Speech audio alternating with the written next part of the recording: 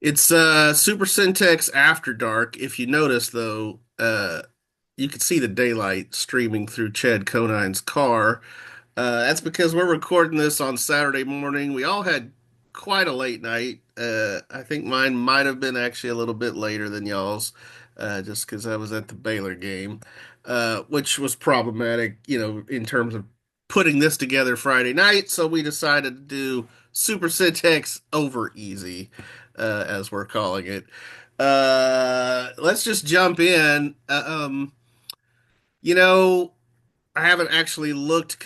I did look at my picks at some point, but I haven't seen the final total. But I looked at the picks and I noticed I got out faster than you guys. okay. I got a little I four was game doing. I lead got working some here. games on you Wow. too, but what I was setting up the fact that I did miss Mart over Whitney. That one turned out what kind of similar to last year, Chad. Very similar, I think.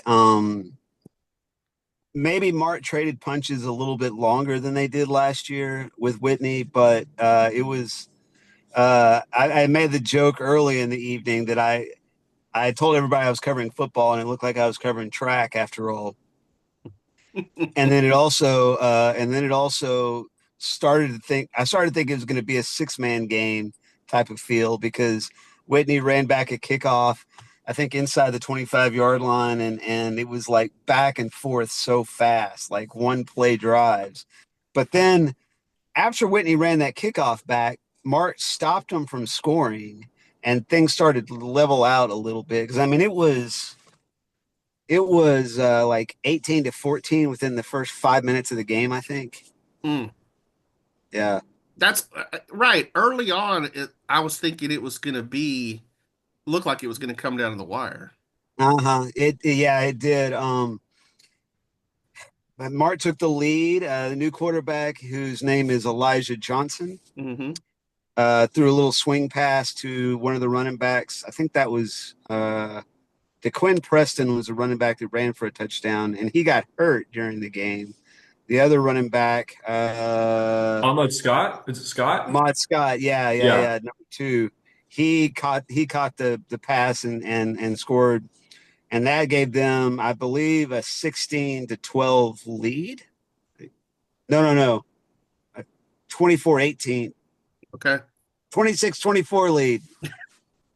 I'm trying to remember all this. I don't have my notes in front of me. I'm in my car. I guess everybody's noticed I'm in my car, which But by the way, like Chad, like it seemed like this was just old school Big 12 just back and forth for what, the first half, the first three quarters? yeah, yeah. It's Yeah. like you better hold, serve, and score. Yeah, Yeah. it was you better hold, serve, and score. Of course, turnovers, always play a factor. And Whitney got a big interception right at the end of the second quarter by a kid named Williams, Tristan Williams. I said Tristan because it's TRY, so that's how I remembered how to spell it. But Tristan Williams had an interception, ran it back to like the 15-yard line. Whitney scores, and that's the only reason Whitney was up at halftime, Mm. was because of that takeaway. And then Whitney won the third quarter 31-0. Mm. And that was, you know, That was the that was difference. Yeah. that was why I was a butt kicking it. And Michael and I picked Whitney, and you picked Mart. So Right. Well, back to Mart though. Is your sense that they are going to do some damage in 2A? yes, I would say so. They got a couple of big linemen. I believe they have a transfer lineman that came over from Groesbeck, Hmm. Yep. and um, I think I know who it was because I look out there and I was like, oh, I didn't see that big dude last year. I mean, Well, he's he's like 6'7", Chad. You can't miss yep, him.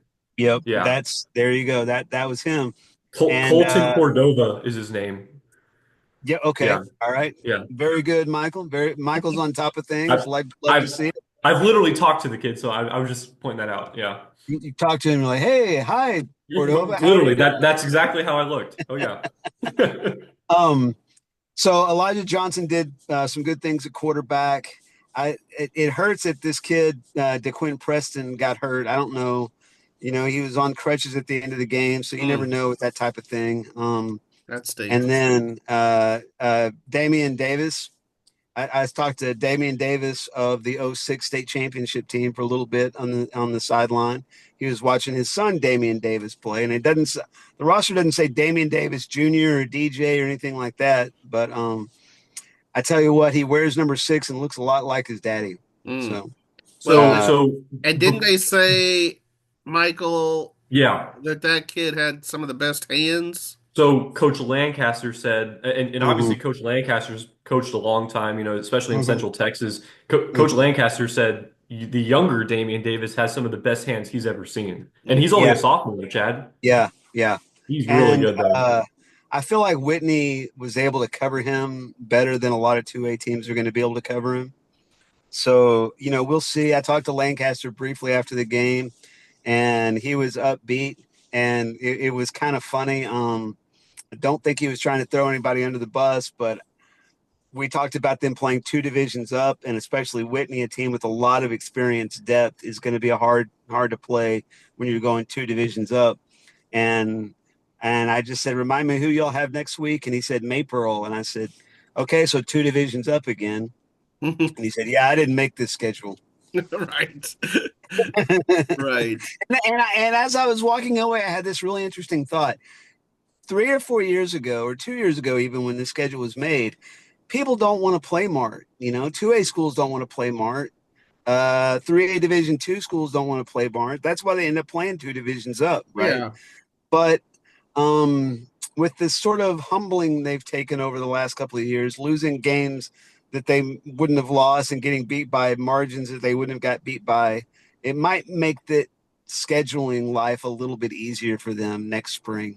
Mm, that's fair. Mm. Um, yeah. So, Michael, you saw Robinson get off to a good start of the Kevin Brown era, another first year head coach making his debut. What were just your impressions of that Robinson West game?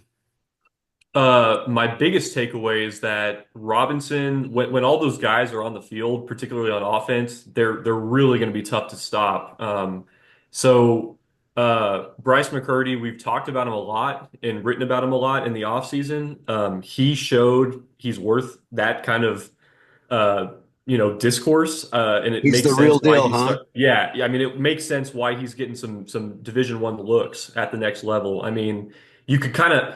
I feel like you guys have seen more high school football to know this better than me even, but like when a guy just kind of walks out there and like gets in that shotgun and like he just looks like you can kind of tell when they just kind of look the part, you know? I mean, Hmm. he was just comfortable right out of the gates. He's got like that burst of speed that just no one can like he can't really be contained, especially by a team like West that's while tough. I just don't think they have like that speed to be like they couldn't keep him in the pocket. So even when they would get pressure on him, I mean, he was just able to bounce out, make plays, make things happen. And there was a play in the third or the fourth, I can't remember. It led to a 64-yard touchdown run by Evan Moreno. And Coach Brown, pointed it out after the game. He said, that play doesn't happen if Bryce doesn't scramble for 6 yards or 11 yards on 3rd and 5 or whatever it was. Like Bryce was making a lot of plays that were necessary for them to really, extend games. But I've talked a lot about the offense, and there's actually one other name I'll mention here in a second, but Robinson's defense is what really Mm. stole the show to me because uh, there was the way I'd written it was that they bent but didn't break. That's probably not even necessarily fair to the Robinson defense. They really only bent once or twice, you could say, on the scoring drive in the second quarter when West scored. It was a nice drive, and then to start the second half, West goes on this like 60, 70-yard march from their own 17. They get into Robinson territory. And then it was one of three red zone trips that West got 0 points out of. So Robinson's defense made some huge stops. And the only other two times that West got in the red zone outside of their scoring trip was off of Bryce McCurdy interceptions that Mm. again, I talked really highly of Bryce McCurdy. Those were not like bad throws by him. Some of those West DBs, I wish I had their names in front of me. They made some sick plays. Like, Hmm. I and like picked even Coach West. Brown said that. Yeah. Yeah, I picked West based on how much one of their district coaches thought of their defense, and I thought Well, Robinson installing a new offense yeah. might have a hard time against a really good defense. So off of that, like I had people, Hang on one sec. Hang on. Michael, do okay. you have an alarm going off or? Yeah, give me 1 second. I'll go deal with that. Sorry. Well, while Michael's turning off the alarm, uh, I will talk about. Let me backtrack a minute to on Whitney. He meant when he mentioned McCurdy's presence on the field.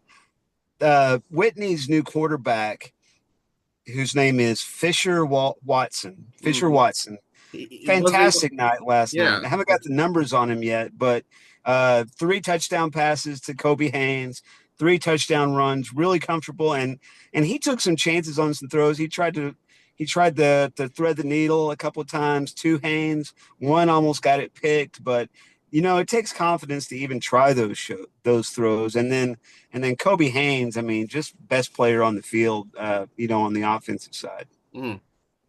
We're good now, Uh, guys. Sorry about that. no, you're All good. good. You're good. 2% takes over easy. Got to There wake you, up. that's right.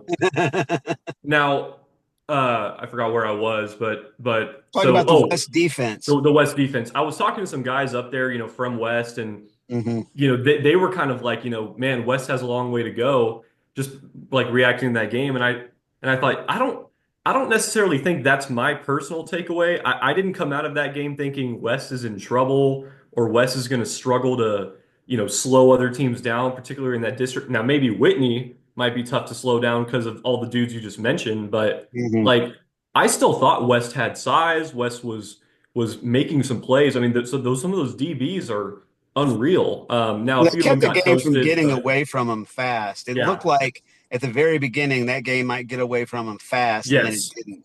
I thought, man, this could get ugly, but early in the third, it was a one-score game. I mean, like West was in Hmm. it for a while. One other guy I want to mention real quick from Robinson, who forgive me if I should have known this name going in, but Dylan Medlock, their junior receiver, he was like just cooking these younger DBs from West early in the game. Like he probably had Huh, all huh. five of his catches in the first half for almost 100 yards and a touchdown. Like he was really frying them.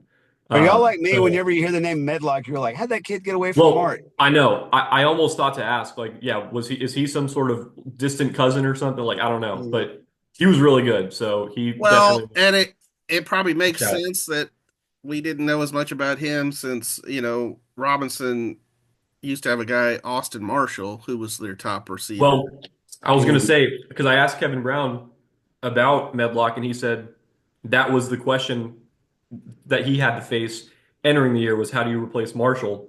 And he said he Mhm. feels like they have with Medlock. He said that himself. So Nice, we'll nice. see. Yeah. Well, let me, give a quick shout out to the Midway Panthers, who I saw Thursday night, and then we'll just Mhm. after that we'll kind of go around the horn for some other takeaways on week one. But uh, Midway opens up with an impressive 56-19 win over Round Rock Westwood. Um, it was 28-6 at halftime. They had it in the bag. I was still surprised though just how early uh, Joe Gillespie decided to rest a lot of his starters. For instance, Lathan Wissington did not play at all in the second half, to the point where I asked Joe after the game, is Lathan okay? Because one half, I mean, that's all he played. He rushed for like 74 yards and a touchdown in a half. Pretty good night. But they put this so it's 28-6. He was just like, look, it's a marathon, not a sprint. Um, you know, I think he it showed a lot to me that because Westwood still had some guys, they had Mhm. some okay players. They're not great, but they're okay. Um, and um, I think it said a lot of the faith that he had in the defense that it was gonna not let Westwood back in the game.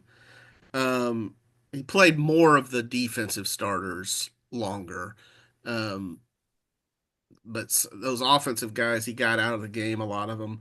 Um, but anyway, it's sort of in the bag. I mean, Westwood did score like three touchdowns in the second half, but it was kind of academic. Um, but then this sophomore running back gets on the field for Midway. He played the second half, and that kid put on an absolutely electric show. I was kind of sad that Rod left at halftime because it would have been nice to get some photos of him. We talked about it yesterday, Rod and I, and he was like, "Yeah, well, we'll see him. We'll see him. You will see him because here's the deal: they're going to have to find some carries for this kid. He was electric. His name is Jaden Fields Vaughn." Um, He's a sophomore, right? Sophomore. It's a midway guy. Apparently tore it up, I guess, probably on the freshman level last year. Well, let me. I'm gonna reference five of my nephews today, but here's the four in one fell swoop. The four horsemen of the webpocalypse are my nephews that are sophomores at Midway, and one of the dads was telling me yesterday that he saw that kid play a lot coming up through middle school, and he's really really good. Well, and here's the word from the stands. I have sources in the stands, by the way, um, Mm-hmm. that the sophomore class, which Midway has like, I think nine sophomores on varsity, that Mm-hmm. feels like a lot. Uh, Mm-hmm. and that it's pretty stacked. I mean, these kids are players. Including Dave Aranda's kid, I believe. Hmm. I don't know if he's on Is he not on varsity. varsity yet? Yeah. I don't. Anyway, he's a Hmm. sophomore at Midway. Okay, Okay. All right. but anyway, Jaden Fields Vaughn. At one point in a tweet, I called him JFV. Um, we'll see what he prefers nickname wise. He's already following me on X. Oh, nice. So there you go. But six carries, 195 yards, Woo! four touchdowns. Wow. Woo! The last three times he touched the ball, he went for touchdowns. For like 40 something yards, 60, and then 83. And it was just like, I mean, if he got in the open field, see ya. I mean, he is fast and yeah, he is. So is he more small and quick, or did he have some power to him too? I would say 5'8", 165. Okay. Yeah. Uh, smaller, Mid-size kind of. Yeah. smaller, Yeah. but really good instincts. Okay. I don't remember who I was talking to after the game that said, uh, or maybe it was Smoke that I was talking to yesterday that said, yeah, on that one where it looked like he was going to the sideline and he cut it up. Uh, he has really good instincts. Okay. So there's a name to watch, Jaden Fields Vaughn, and they've I wonder. already got Lathan Wissington. So I mean, Right. Yeah, I wonder if Wissington was standing over there on the sideline going, "Uh oh, I better my P's and Q's." yeah, I might be losing a few carries, but so here's what else I'll say about Midway. You know, gave up some plays in the second half defensively, but I like their defense a lot. Um, Max Mayton was the kid I interviewed after the game rather than Jaden Fields Vaughn. I felt like Jaden put on his show really after the game was over. Hmm. Hmm. And I figured, if you put up 200 yards and four touchdowns and a half, I'm going to get a chance to interview you again Yeah. because you got something. But Well, he's on our radar now. yeah, Max Oh yeah. Mayton. Max Mayton. I don't think I ever interviewed last year, and he's a great leader on that midway defense. A senior, not very big, but always around the ball and just hits you hard. Um, and he was a guy that did not come off the field much. I like I said, I like their defense. And here's the other thing, when we talked about La Vega having probably the best receiving core in Central Texas, Midway might have Mm. something to say too. Um, Okay. they're deep at receiver, and um, I mean, Tyler Scythe probably won't go for 1,500 yards and 15 touchdowns just because I think they're going to be too balanced, for that. Like, in terms of balance in run and pass, but also balance in spreading the ball Going to different around. guys. Makes Yeah. Yeah. sense.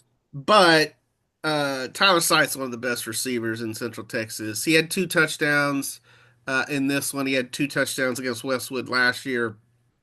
Um, it was interesting. I thought Andrew McNair played really well at quarterback. He's of course the kid that came up last year when Cash Pullen got hurt. All three of McNair's touchdown passes went for 23 yards. So he's money. If you get to the 23-yard line, he's cashing out, baby. He specializes in 23-yard That's touchdown right. Right. passes. Yeah, and two of them were to Scythe. Um, so yeah, Midway looked good. I think they're going to be pretty strong. Obviously, the big key with Midway will be, just getting past 11-6A in by district. I mean, that's Yeah, they can do that, and then you probably get some Mhm. confidence. right. Yeah. All right. Other takeaways that y'all had from week one. Okay, so the other nephew reference I'm going to make, I was making my picks on Wednesday, and I got to the Waco High Granbury game, and my nephew Eli Cockrell is a junior at Granbury. He doesn't play football; he plays baseball. And I thought, well, I'll see if Eli has a thought on this. So I texted him. I was like, "Who am I picking for Granbury Waco High?" And it's like we do the same thing. We look at both teams' records from last year and kind of make a determination there. And Eli said 1-9. I think we got this. So he was right on that one. I got to give him. I'll see him today in Lubbock when I get there to get him a Uh, pat on the back. well, uh, I don't think I think Ezra knows that this. That's what I wrote about, honestly, when Mhm. I was writing the Waco High story. He knows that it's not going to be an overnight fix. No, Uh, no. Right. but I like that hire at for Waco Yeah. Mhm, High. mhm, One other game I want to bring up that we weren't at that ended up being really good. I would like to kind of hear about what happened is that Oglesby Abbott game. mhm. I mean, that seemed like it lived up to every bit Yes, of the and I hype. thought I had that pick in the bag, and then Oglesby pulled it out in Oglesby pulled it out. Yeah, that was overtime. a And then another double overtime one, that Hillsborough McGregor game out in Yes. Mhm. McGregor. That one So looked crazy. yeah, I don't know what happened in that one either. I haven't gone back and looked, but Hillsborough pulled it out. So It that would be that seemed great like a if wild we had one. like some sort of like Saturday for Sunday piece that we could do to where we could kind of unpack what Hey, happened in those games. give the boy a few minutes to work on it, butthead. I'm getting it. No, I'm getting I it. was just trying to promo it. The There you rewind, go. Michael's There you first go. rewind debut. Yeah, the Yeah. rewind will Well, probably that'll be, show up you on know, Monday, but mhm. we'll have a roundup of some late games that's coming today. Now, wait, actually, how about China Spring though? I'm sure you were going to go That there. yes, Yeah. that's where I was gonna Yeah. go. Okay. Yes. Let me just Yes. talk about, and because that was a pick I did get on y'all. Okay. Hmm. So I was talking to Tyler Beatty for the preview of that game, and um, and he was giving me a lot of good stuff, and we were talking about the challenge of playing Franklin, um, this consistent state ranked power. We talked a little bit about the slot T that they run and all that, and he was talking about how he went back and looked at the film from last year when they lost the playoffs, and I mean the thing that kind of jumped out at him was, and I'm it's blanking on who beat Franklin in the playoffs, but whoever it was, um, went and hit him in the mouth. And he was like, you can't be receptive with those guys. Hmm. You Hmm. can't let the hits come to you. You've got to bring it to him, to The them. slot T will can take control of the game if you let it. Yes. Mhm. Yeah. Yes. So Mhm. anyway, at the end of the conversation, uh, I said to him, I said, "All right, Tyler, thanks for your time. Good luck tomorrow." And uh, I said, "Go be the hammer, not the nail." And so late last night, I'm leaving McLean Stadium, and I have this text from Tyler Beatty: "Be the hammer, not the nail." And I'm thinking, I wonder if he used that as his pregame. That's pretty good. Mm. Yeah, we're gonna have to start licensing that stuff, right? We need to Yeah, make money yeah. somehow. So Uh, it looked like China Spring was the hammer and a good win. We said that this would tell us a little something about the Cougars. Uh, Hmm. I think they're probably on their way back. hey, Well, while and we're yeah. giving shout outs to teams, I want to say my buddy Weston Cooper, who I went to school and church with from like first grade to 12th grade, maybe even church even before that, but all the way through, head coach at Moody now, got his first win last night with the Moody Nice, Bearcats. Yeah. nice, Nice. good job. No. Yeah, 1-0 for the Booty. Then that's a good Yeah. start. I actually did a fist pump when I saw that this morning that they won that game. So Nice, little nice. fist pump. Not nothing against their opponent last night. I can't remember who it was, but happy to see Moody get their first win. No doubt. All right. Well, we'll have more games coming up in week two with more writers, as we will not have a friggin' college football game to worry about on Friday night. So yeah, it was a fun opening. I think we're starting to get in the groove. But yeah, we're gonna pick it up. We're gonna get into mid-season form at some point. So Sweet. yep, appreciate y'all. All All right. right. Have a good Saturday. See ya.